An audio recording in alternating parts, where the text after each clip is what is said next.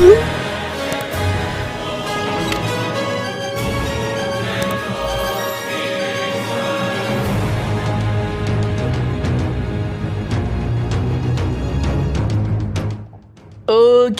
kali ini kita akan bahas judul baru, menceritakan perjalanan seorang gadis SMA yang dikutuk oleh siluman rubah, bahwa pada saat ia berumur 17 tahun, ia akan mendapati kematiannya. Manhwa ini mirip-mirip kayak anime dan Dadan. Ya, pokoknya 11-12 lah. Gimanakah ceritanya? Seru apa membosankan? Jadi, langsung aja kita menuju ke alur ceritanya.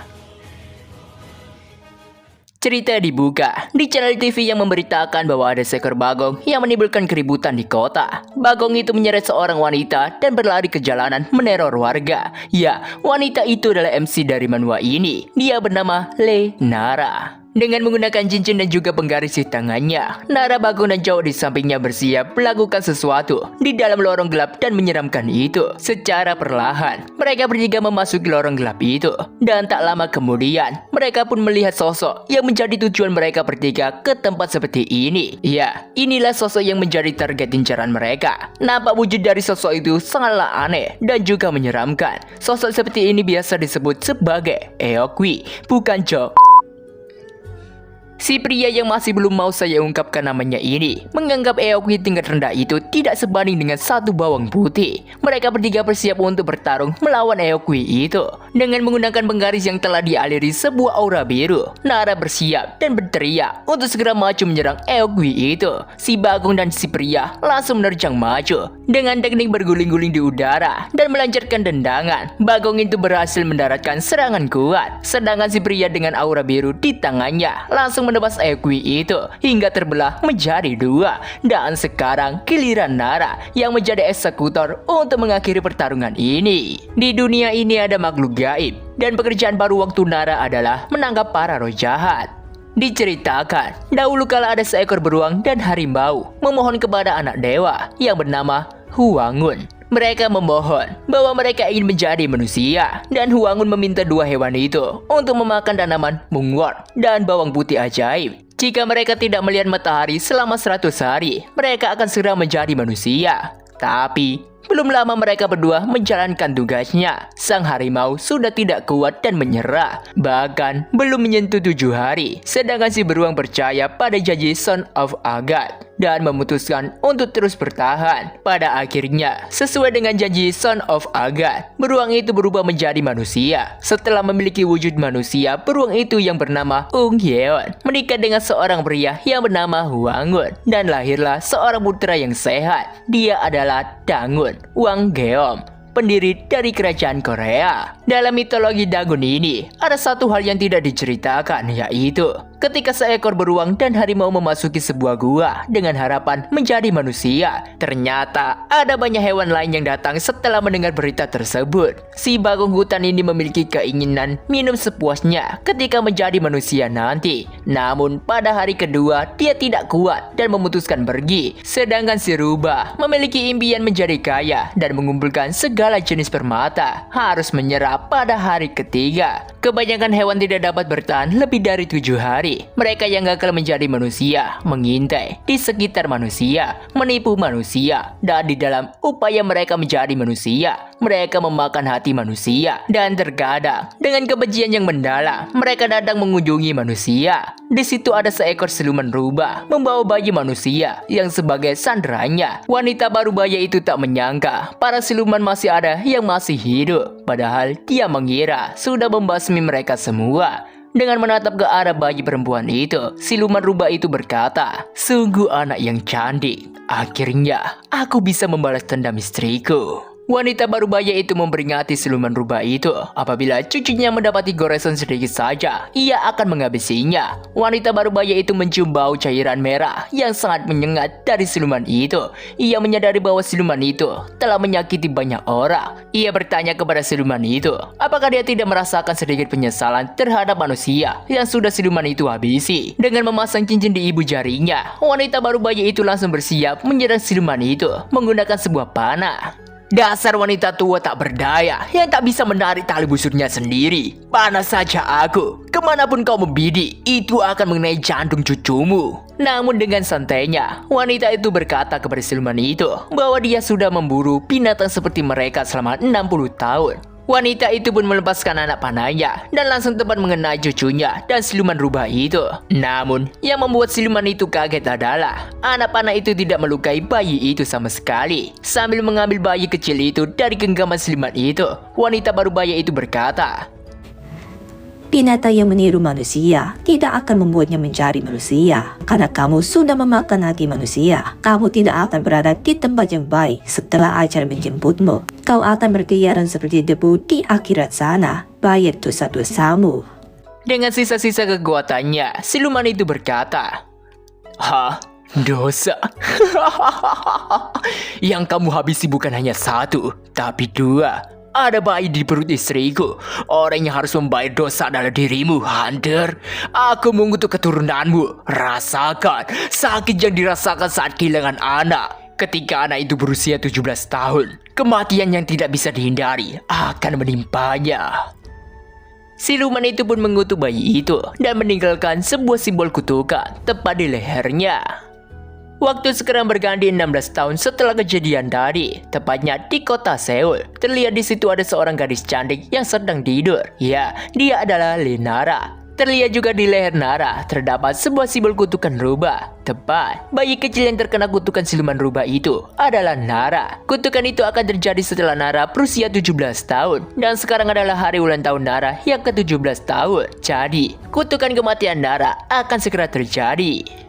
Di tengah tidurnya, Nara dibangunkan oleh ibunya. Setelah tersadar, Nara cukup terkejut karena dia bangun kesiangan. Terlihat di situ jam sudah menunjukkan pukul 8:21. Dengan itu Nara dipastikan akan telat berangkat ke sekolah. Dengan terburu-buru, Nara segera berangkat ke sekolah. Namun dia harus dikagetkan dengan kejutan yang diberikan pamannya dan juga ibunya. Mereka mengucapkan selamat atas ulang tahun Nara yang ke-17. Tapi Nara meminta paman dan ibunya untuk minggir karena dia sudah telat. Paman Nara di situ memberikan sebuah kado kepada Nara. Nara yang melihat itu cukup senang. Ia berpikir isi dari kado itu adalah smartphone baru. Dan alangkah terkejutnya dia setelah membuka kadonya ternyata berisi barbel 10 kg. Wadah, dengan menaruh hadiah itu begitu saja, Nara menegur pamannya untuk tidak memberikan keponakannya sesuatu yang ia inginkan sendiri.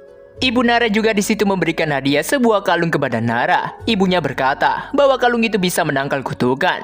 Mendengar bahwa hadiahnya adalah kalung, Nara berpikir itu adalah kalung emas dan berlian yang mahal. Tapi kenyataannya itu adalah kalung voodoo. Wadah. Terlepas dari semua hadiah yang aneh-aneh itu, di sisi lain, ibu dan pamannya sangat menyayangi Nara. Ibunya tak mengira sekarang Nara sudah berusia 17 tahun. Pamannya juga takut Nara tidak bisa melewati usia 17 tahun karena semua orang bilang seperti itu.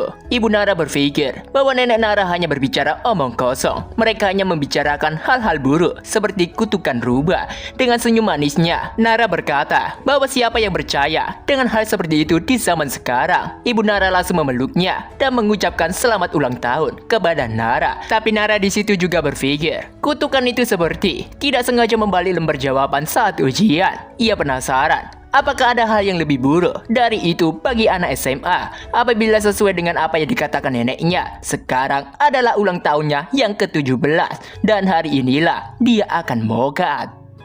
Ya, meskipun begitu, hari ini merupakan hari yang spesial bagi Nara. Suasana sekolah masih sama tak berubah seperti biasanya. Tetapi musim semi kali ini sangat hangat. Para murid menjalankan aktivitas mereka masing-masing, seperti berolahraga dan ngumpul bareng teman-temannya. Di saat Nara berjalan dengan temannya, secara tiba-tiba sebuah bola menggelinding di dekatnya. Para laki-laki yang bermain bola itu meminta Nara untuk mengoper bola itu kepada mereka. Dengan kepercayaan tinggi dan gaya tendangan seperti Anthony Santos, Nara menendang bola itu dengan kencang. Namun bukan bola yang melayang, malah sepatu Nara yang melambung tinggi ke udara hingga menimpa seorang pria yang sedang berjalan di dekat situ. Dengan panik Nara meminta maaf kepada pria itu. Si pria mengambil sepatu Nara dan mengembalikannya. Ya, dia pria yang ada di awal scene tadi. Dia adalah Nam Gyunwoo. Semua wanita yang melihat Gyunwoo sangat terpesona dengan ketampanannya. Gyunwoo merasa ada sesuatu yang aneh di Nara. Dia memanggil Nara dan menatap tajam ke arahnya. Di situ Gyunwoo melihat simbol kutukan rubah. Ia juga langsung mendekat dan mencium aroma yang tidak asing baginya. Sedangkan Nara yang dalam situasi seperti itu hanya bisa diam dan kebingungan dengan apa yang dilakukan Gyunwoo. Gyunwoo berkata bahwa dia pernah mencium bau itu di suatu tempat. Nara yang merasa dirinya tidak bau berteriak bahwa dia tidak bau. Gyunwoo pun langsung pergi meninggalkan Nara. Sedangkan para teman-teman Nara yang melihat Nara berbicara berdua dengan Gyunwoo langsung pergi menghampiri Nara dan bertanya soal apa saja yang mereka bicarakan. Tapi Nara yang masih penasaran dengan perkataan Gyunwoo, ia terus mencari tahu tentang bau apa yang Gyunwoo cium di badannya. Tapi setelah menciumnya, ia tak mencium bau apa-apa. Nara pun dengan muka kesalnya langsung memasang sepatunya kembali dengan memegang pohon di depannya sebagai sandaran. Tapi secara mengejutkan, di bagian pohon yang baru saja dipegang Nara, muncul aura ungu yang membentuk sosok yang mengerikan. Di dalam kelas, terlihat Nara sedang menatap ke arah Gyunwoo. Dia tahu bila Nam Gyunwoo sangat jago dalam olahraga. Selain itu juga, dia memiliki paras yang tampan. Dia memiliki aura yang membuat orang-orang mendekatinya. Bahkan cewek-cewek kelas 2 dan 3 datang untuk melihatnya. Menurut Nara, bahkan ketika Gyunwoo serius, dia terlihat tampan. Tapi setelah melihatnya dari dekat, dia terlihat sangat aneh. Ya, di balik muka seriusnya, ternyata dia tengah menggambar sesuatu yang tidak jelas. Waduh, ada lebih dari satu hal yang aneh tentang Gyunwoo, seperti dia sering berdiri di dekat pohon dan berbicara sendiri. Setelah pelajaran yang melelahkan, akhirnya waktu yang dinantikan setiap anak sekolah telah tiba. Suara bel pulang pun berbunyi, menandakan jam pelajaran pada hari ini telah selesai. Sebelum mengakhiri pembelajaran, Pak Guru meminta murid yang terlambat untuk membuang sampah. Ya, karena murid yang terlambat adalah Nara, jadi ia pun harus menjalankan hukuman itu. Di saat Nara ingin membuang sampah, ada seseorang yang memanggilnya. Ya, orang itu adalah Gyunwoo. Gyunwoo langsung mendekati Nara dan berkata bahwa dia sudah tahu mengenai bau yang keluar dari tubuh Nara. Tapi Nara yang kesal dengan Gyunwoo karena terus berkata bahwa dia bau. Dia berteriak marah kepada Gyunwoo. Gyunwoo pun langsung berkata bahwa bau yang ia cium dari Nara adalah bau rubah. Mendengar itu Nara langsung kaget. Gyunwoo dengan serius bertanya kepada Nara, apakah benar tanda yang ada di leher Nara itu sebuah kutukan rubah? 5 detik sebelum kematian Nara, ia mengingat saat ibunya berkata bahwa neneknya selalu berkata hal-hal yang buruk seperti kutukan rubah. Karena itu juga, Nara langsung gelisah sehingga menjatuhkan kantong sampahnya. 4 detik sebelum kematian Nara, dia yang masih tak berdaya berusaha pergi dari hadapan Gyunwoo, tapi Gyunwoo menahannya. 3 detik sebelum kematian, Nara ditanyai Gyunwoo apakah dia benar-benar tidak tahu akan hal itu. Nara mengaku bahwa dia benar-benar tidak tahu tentang itu semua. Dan waktu kematian Nara pun tiba. Di situ ada sebuah trukun yang melaju cepat menghantam tembok tepat di hadapan Nara. Selain itu di wajah sopir itu terdapat sosok yang mengerikan. Dengan sigap Gyunwoo mendorong Nara untuk menghindari dari tabrakan itu. Dan ya, truk itu pun menabrak bangunan sekolah dengan kencang. Dengan rasa khawatir, Gyunwoo langsung berlari ke arah truk itu. Dan alangkah terkejutnya Nara setelah melihat apa yang ada di hadapannya. Ya, tubuh Nara nampak tergeletak tak bernyawa di lantai. Nara yang melihat tubuhnya sendiri tak menyangka bahwa dia sekarang sudah mokat. Gyunwoo yang melihat Nara tak sadarkan diri mencoba untuk membangunkannya dengan cara menampar pipinya berkali-kali. Bahkan Nara sendiri yang melihatnya hanya bisa mangap melihat metode yang digunakan Gyunwoo. Tak lama kemudian sosok yang mengerikan yang berada di muka dan mengendalikan sopir itu menunjukkan pergerakan. Ia langsung terbang menghampiri jiwa Nara. Akhirnya, setelah menunggu selama 17 tahun lamanya, keturunan Hunter akhirnya berusia 17 tahun. Ya, sosok itu adalah jiwa atau roh jahat milik siluman rubah yang dihabisi nenek Nara pada 16 tahun yang lalu. Nara yang baru pertama kali mendapati situasi ini, dia sangat bingung.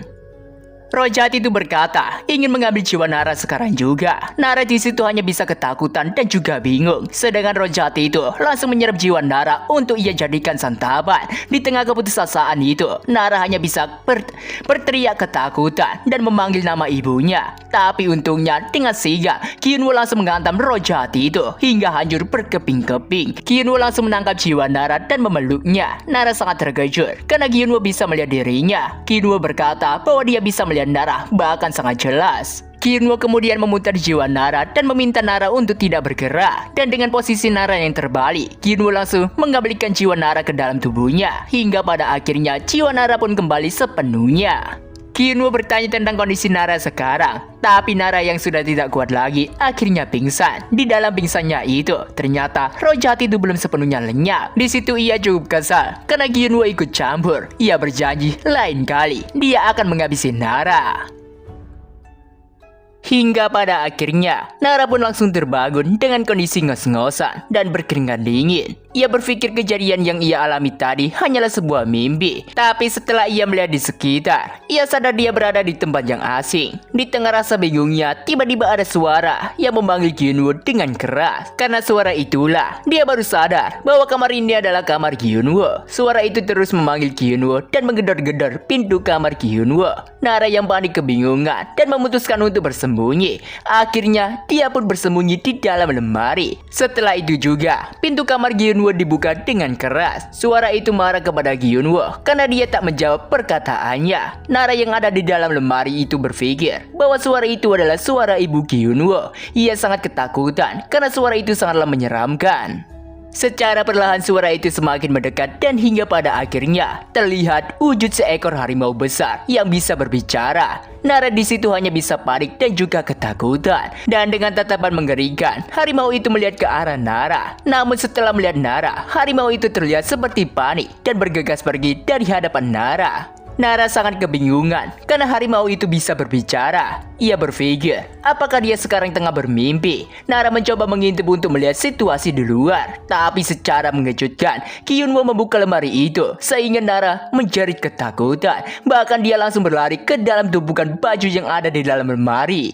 Kyunwoo yang heran dengan sikap Nara bertanya, apa yang sedang dilakukannya? Menyadari bila orang yang membuka pintu lemari itu adalah Kyunwoo, Nara pun langsung keluar dan meminta Kyunwoo untuk berhati-hati karena ada seekor harimau. Dengan gugup Kyunwoo bertanya, harimau apa yang Nara katakan? Karena tidak mungkin ada seekor harimau di dalam rumahnya. Dengan tegas Nara berkata, bila dia melihatnya sendiri dengan kedua matanya. Dan pada saat itu juga ada seekor kucing kecil berjalan ke arah mereka berdua. Melihat itu Nara meminta Kyunwoo untuk melihat kucing itu. Dia menganggap bahwa itu adalah anak dari harimau yang ia lihat tadi. Mendapati itu, Kyunwoo memasang wajah masam dengan tatapan tajam yang diarahkan ke kucing kecil itu. Kyunwoo menegaskan bila itu hanyalah seekor kucing. Dia meminta kucing itu untuk mengeong. Menerima perintah itu, si kucing langsung memasang muka masam. Tapi karena dia tak ada pilihan lagi, dia pun langsung memasang muka imut layaknya kucing dan dia juga mengeong. Dengan itu Kyunwoo bertanya pada Nara, apakah dia sudah percaya? Nara tak percaya. Ternyata itu adalah seekor kucing. Pada saat yang bersamaan juga, ada seorang wanita yang masuk ke kamar Kyunwoo. Dia bertanya, apakah itu adalah pacar Kyunwoo? Dia tak menduga, ternyata Kyunwoo membawa seorang gadis ke rumahnya. Wanita itu adalah Kim Oran, ibunya Kyunwoo. Kita panggil Mama Kim aja. Kyunwoo berkata kepada Mama Kim, bila mereka berdua hanyalah teman kelas saja. Nara yang melihat Mama Kim bertanya-tanya, apakah itu adalah ibu Kyunwoo? Nara berpikir, bila dia tadi mungkin memang salah lihat. Bagaimanapun juga, dia rasa tidak mungkin ada harimau yang bisa berbicara. Selain itu, dia merasa ibu Kyunwoo sangatlah cantik. Dengan malu-malu Nara menyapa Mama Kim. Pada saat itu juga, Mama Kim melihat tanda yang ada di leher Nara. Dia pun langsung mendekat ke Nara untuk memeriksanya secara langsung.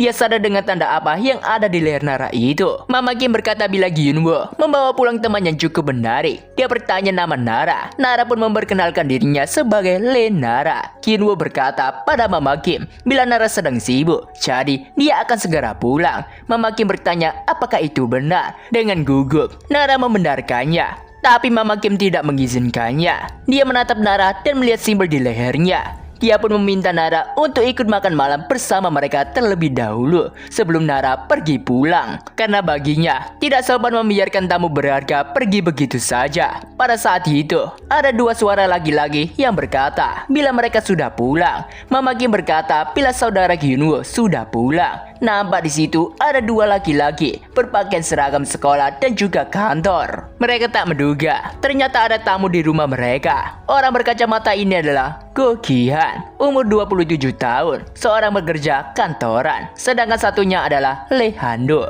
umur 18 tahun, anak kelas 2 SMA. Melihat Han-do, Nara cukup terkejut karena dia juga sedikit mengenalnya. Dia bertanya pada Gyun-woo, apakah Han-do itu adalah kakak Gyun-woo? Gyun-woo membenarkannya. Ada sebuah gosip yang mengatakan ada seorang siswa kelas 2 yang merupakan seorang calon aktor yang menjanjikan. Di sekolah, Nara hanya bisa menatap Han-do dari jauh saja dan dia tidak menyadarinya. Bila dilihat dari dekat, Han-do terlihat sangat tampan. Dia baru tahu ternyata seperti ini rupa seorang selebriti itu. Mama Kim meminta semuanya untuk tenang. Dia berkata bila malam ini mereka akan makan malam bersama Nara. Dia bertanya pada Nara, apakah Nara mau? Nara menerima ajakan Mama Kim. Mereka berdua pun mulai berjalan menuju meja makan. Gyun-woo yang mendapati itu, dia hanya bisa termenung saja.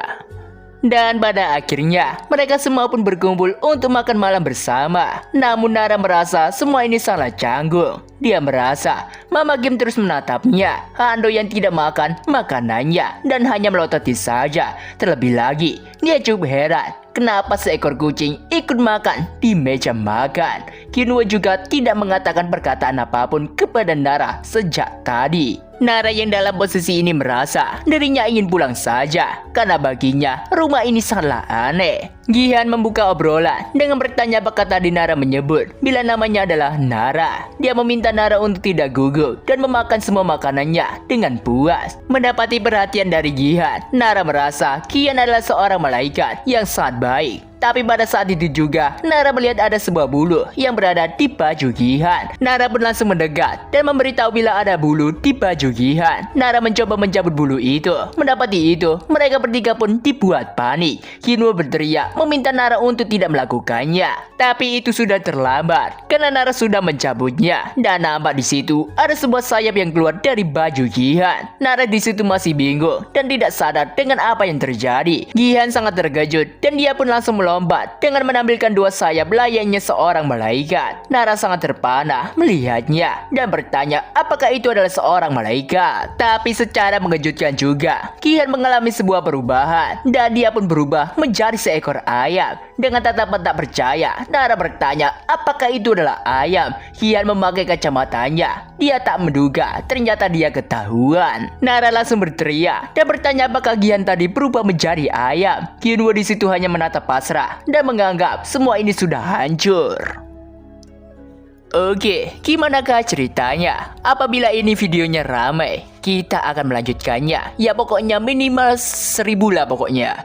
Kalau gak nyampe 1000 ya wassalam lah. Tapi Mimin juga sih berusaha untuk ngelanjutin ya. Soalnya alurnya itu lumayan seru lah pokoknya. Ada komedinya dapat, actionnya juga dapat. Ya pokoknya lumayan lah pokoknya.